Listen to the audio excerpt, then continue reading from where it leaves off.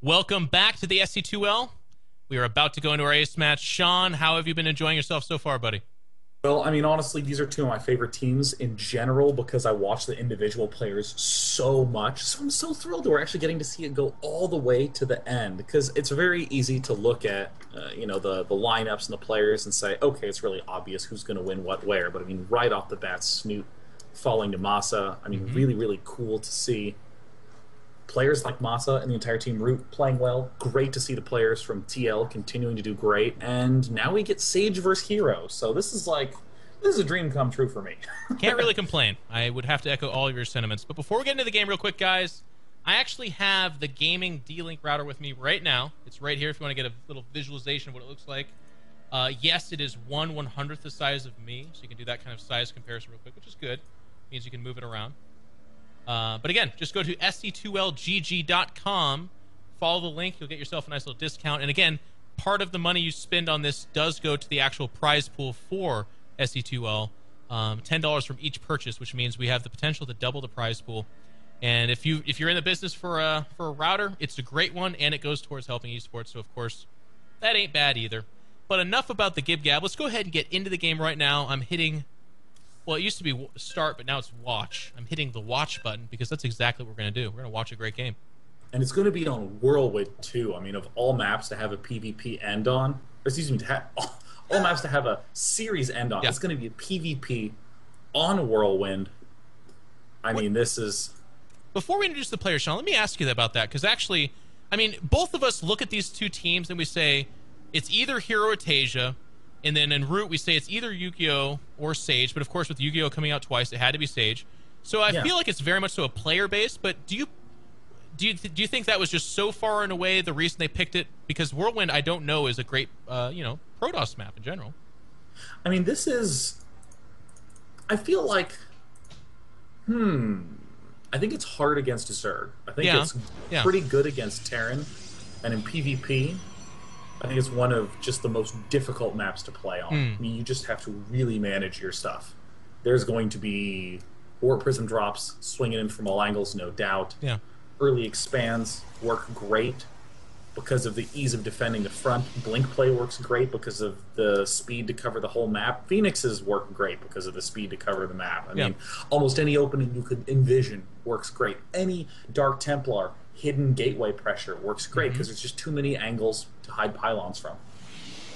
I agree with you. I've played this map quite a bit, and I've always liked it. It's never one of those maps that I get and I'm like, I hate Whirlwind. I enjoy it. It's a great map. It's a big map. Yeah. But it does have those issues that you talked about. Now, Sean, walk us through who's playing today, buddy. Well, spawning up in the top left-hand corner, the ace player from Team Root, one of my favorite players to watch on stream, in addition to the other player in the bottom right from Team Root Gaming. It is Sage. And he has the potential to upset the favorite of the match. It'll be Team Liquid's Hero. I feel like Hero has almost reinvented himself. I talked about how he's been better in those clutch situations at the end of tournaments. He doesn't seem to have the nerve issues, but even moving outside of that, I feel like his level of play has escalated. Never mind just the nerves. He's always been a great player with a nerve issue, but now I feel like he's one of the true best players without a nerve issue, and that makes him very scary. Yeah, I think one of the great strengths of Hero is in team matches, where it's a little bit of pressure, but it's the sort of pressure that helps him focus. I mean, the places we see Hero crumble tend to be the spots where he's lost the first two games of a best of 5, or he's down 0-2 starting off an extended series, something where he's like already suffered some serious beats and is beating himself up mentally in those booths. He doesn't have that chance to do that with these sort of team leagues. It's like, okay, go out, win for your team, do it. And he's like, right. Go Team Raw. Now, a little bit of difference in builds here. We do see three... Whoop.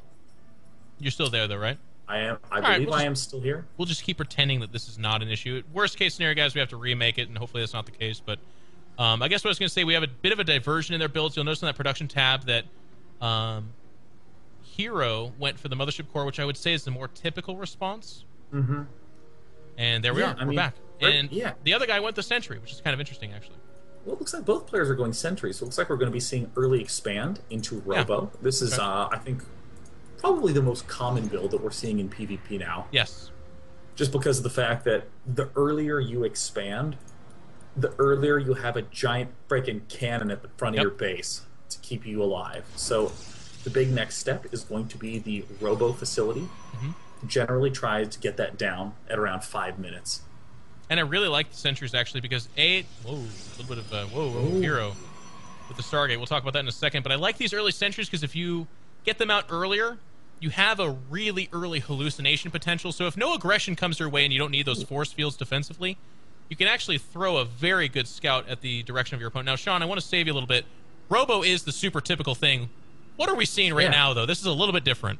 Oh, I love this play out of Hero. It's very difficult to do. It's probably one of the most difficult plays. And you have to be really tricky with it. First of all, you're going to not really have that much. So there's this weird juggle that you have to do where you need to scout them. You need to see exactly what's going on. But you can't afford to lose to DTs. So you kind of have to get an Oracle. And there's the Oracle coming out for Hero. Meanwhile, Sage is going to be thinking the same thing. You can't lose to DTs in this position. It's going to be too much of a pain. So this is one of the reasons why Sage is keeping all his units at the top of the ramp so he can force field if needs be. And because that scout failed, he's almost certainly going to throw out a hallucination and really try to get in there. I do like this kind of breadcrumb trail of pylons leading towards Sage's base with the 3 gateways behind the Stargate. I wouldn't be surprised if we saw some aggression from Hero. Meanwhile, just now a probe leaving, aided by a couple of stalkers for Sage. It is Blink, so I feel like this movement is really in sync with the potential for a very timely Blink Stalker timing. But as we can see here, after the Oracle, it's going to be Void Rays, which is probably the best answer.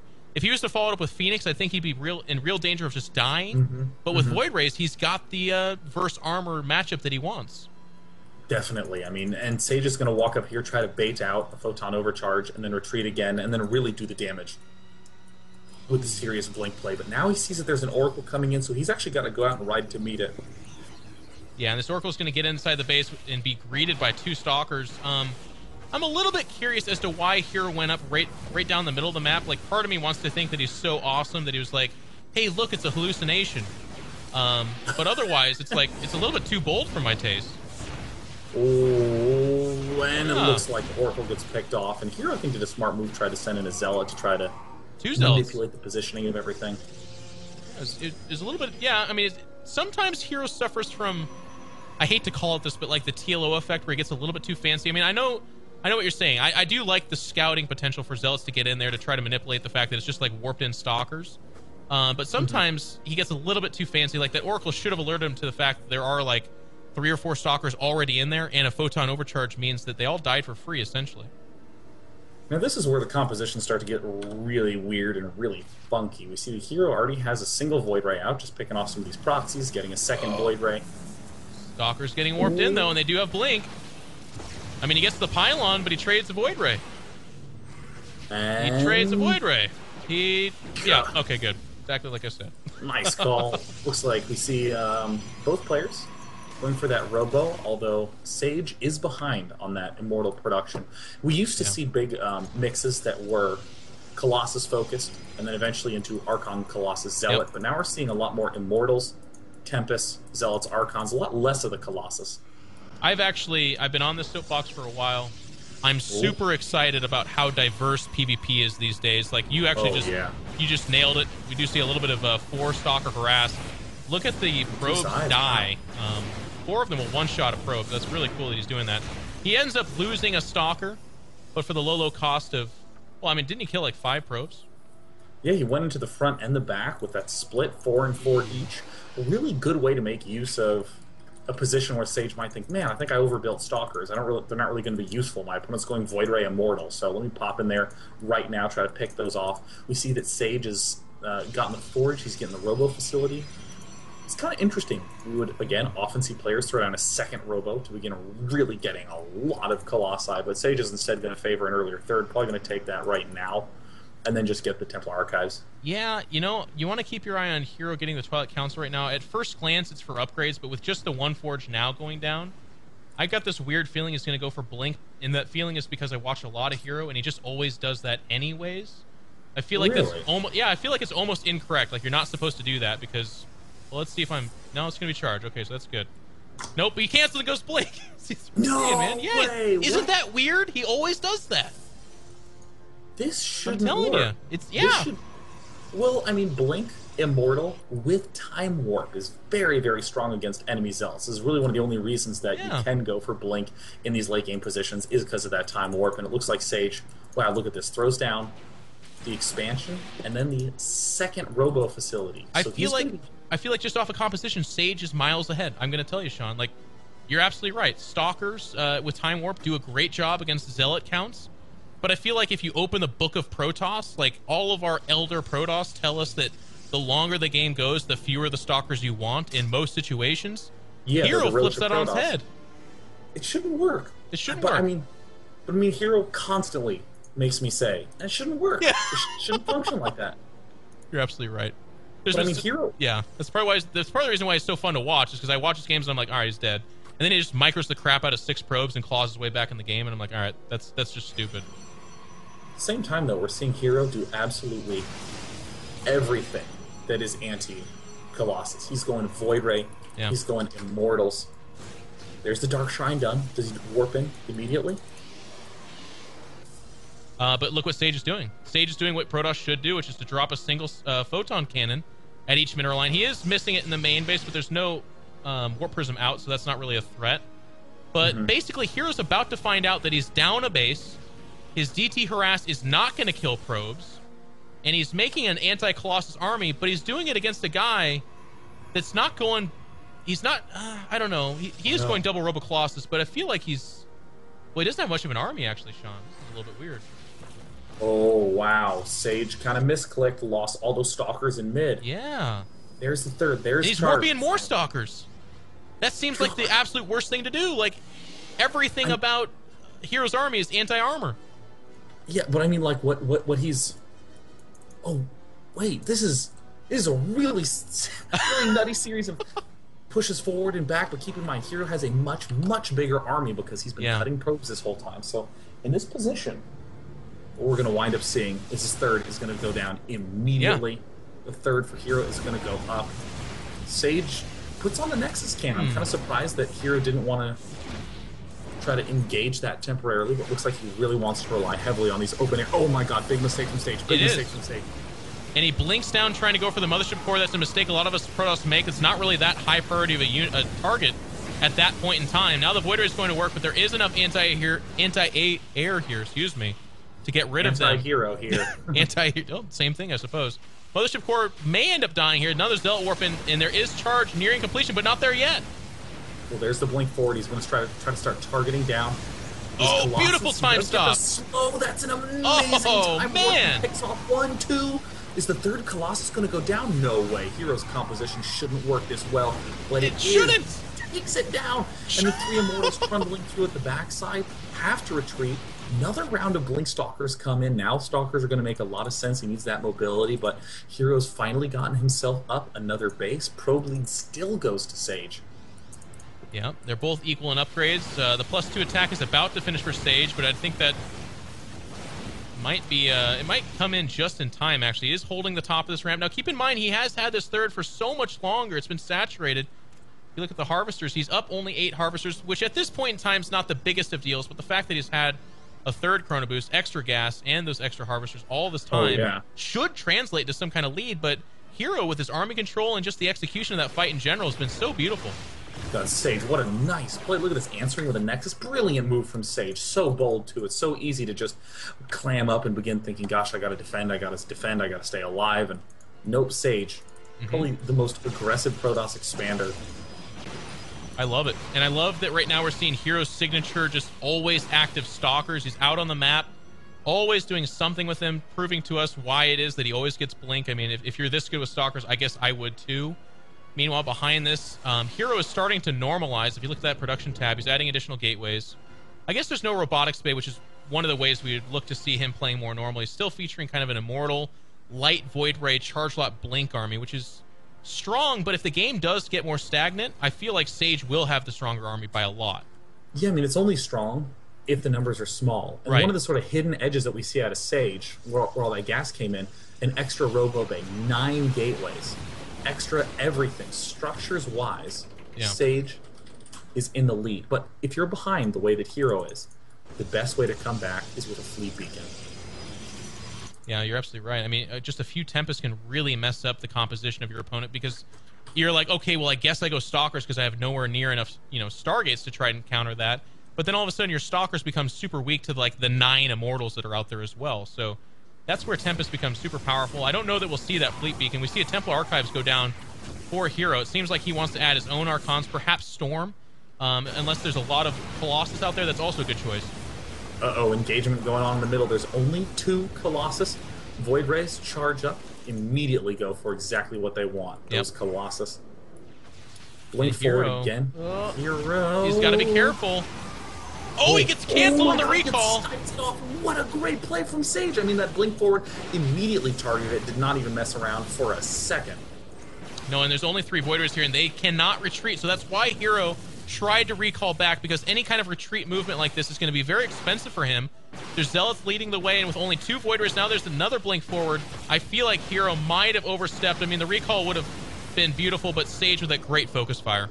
I mean, that was just that expansion, that 4th base from Sage. I mean, this game might have been even right now, but Sage already has that 4th base up and running. He has the geysers done there. Templar are out. They are not yet Archons, but now they are starting to morph on up. I mean, Hero has no choice but to sack that bottom expansion. It will never even get the chance to be operational, and now we're seeing more Void Rays get produced from Hero. Yeah. He's trying to do this Colossus-less mix, but I mean, Sage is just so on point. I have to agree with you. You can see that 4th base doesn't even get an attempt of a defense. That is the right call by Hero, but it's kind of a sad right call. It's obviously not what he wants to do. He's down 20 supply. If we're looking at compositions, if he was like building off of the 6 or 7 Void Rays that maybe in an alternate universe survived the early and mid game, then maybe we see something that he could be working with. But with just 2 Void Rays, I feel like any number of Archons are always going to be able to weather their damage. Oh man. He's getting choked. Oh man, this is the worst angle possible. Right now, we're starting to see the Immortals pick off against all those Stalkers. Heroes Immortals are doing massive damage, but wow, I mean, there's just too much stuff from Sage. Sage has too much. It's a good game.